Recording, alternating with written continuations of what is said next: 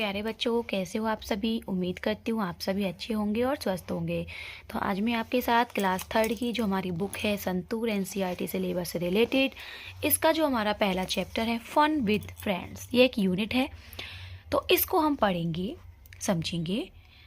ठीक है, आइए देखते हैं। Fun with friends. फन का मतलब होता है मस्ती मजाक, विद मतलब साथ, फ्रेंड्स मतलब दोस्तों के साथ मस्ती। Look at this picture story. सबसे पहले आप इस तस्वीर को देखिए। ठीक है, इस तस्वीर में आपको क्या क्या दिखाई दे रहा है? एक डक और एक हैन। ठीक है ना, ध्यान से देख लो इस तस्वीर को, इसमें और क्या क्या चीज़ दिखाई दे रही हैं आपको, आप देख पा रहे हैं ना। अब हम देखते हैं। कम डियर हैन, आओ प्रिय मुर्गी। हैन का मतलब मुर्गी, कम डियर का मतलब होता है आओ प्रिय। Let us go to the village fair.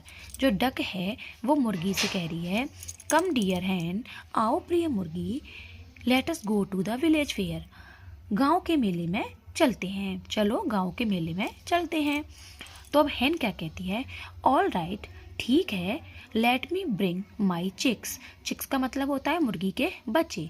तो मुर्गी ने बोला कि ठीक है चलेंगे, मैं अपने चूजों को भी लेकर आती हूँ। ठीक है, चूजे मतलब चिक्स। ठीक है ना, मुर्गी के बच्चों को हिंदी में चूजे कहते हैं। कम डकलिंग, लेट अस गो। अब बतख अपने बच्चों से क्या कह रही है? बतख को इंग्लिश में कहते हैं डक, तो डक के बच्चे क्या हो गए? डकलिंग। तो बतख अपने बच्चों से कह रही है आओ बच्चों चलें। We have reach the stream. कहाँ पहुँच गई है? एक नदी के किनारे। स्ट्रीम का मतलब होता है नदी के किनारे। हम नदी के किनारे पहुँच गए। बतख और हैन आपस में बोल रही हैं कि हम दोनों नदी के किनारे पहुँच गए। अब मुर्गी बेचारी नदी को देख के घबरा गई, क्योंकि मुर्गी को तो तैरना ही नहीं आता। आई कैन नॉट स्विम, मैं तैर नहीं सकती। नदी मुर्गी क्या कह रही है? आई कैन नॉट स्विम, मैं तैर नहीं सकती। How shall we cross the stream, तो हम इस नदी को कैसे पार करेंगे? हम नदी को कैसे पार करेंगे? अब भाई बतख तो तैर लेती है तो निकल जाएगी नदी को पार करके, लेकिन मुर्गी तो नहीं निकल पाएगी ना। तो मुर्गी ने बोला आई हैव अ प्लान, मेरे पास एक प्लान है, यानी कि एक विचार है। अब आप बताओ कि मुर्गी ने, बतख ने क्या प्लान बनाया? आप इस तस्वीर को देख के बता सकते हैं ना कि बतख ने क्या किया, कि मुर्गी को तो अपने ऊपर बिठा लिया और बतख के जो 3 बच्चे थे उनके ऊपर मुर्गी के बच्चों को बिठा दिया। इस तरीके से उन्होंने नदी को पार कर दिया। अब हम इसके क्वेश्चन आंसर देख लेते हैं। चिक का मतलब होता है चूजा, मतलब मुर्गी के बच्चे, और डकलिंग का मतलब होता है बतख का बच्चा। अब हम इसके क्वेश्चन आंसर अपनी कॉपी में से आपको कराएंगे। Now discuss with your friends. अपने मित्रों के साथ डिस्कस करें, बातचीत करें। How many ducklings and chicks can you see in this picture. इस तस्वीर में आपने कितनी बतख और कितने चूजे देखे? तो there are 3 ducklings and 3 chicks in this picture. इस पिक्चर तस्वीर में 3 ही तो बतख के बच्चे थे और 3 ही चूजे थे। The duck and hen are they friends. How do you know, क्या आप जानते हो मुर्गी और बतख आपस में दोस्त थे? तो yes, they are friends because the duck helps him cross the stream. कैसे पहचाना दोनों मित्र थे?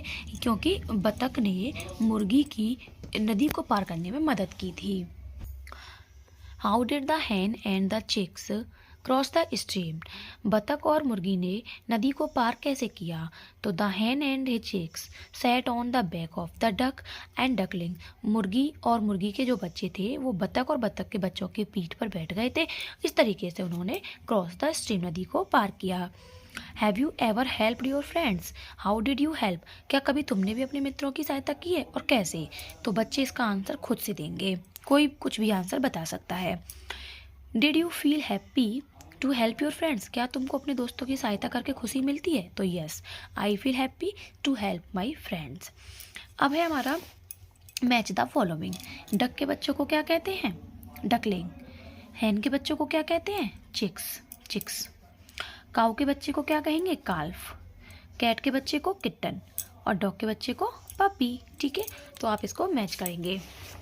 तो ये हो गया हमारा first chapter complete. I hope आपको वीडियो पसंद आई होगी और चैप्टर भी समझ में आ गया होगा।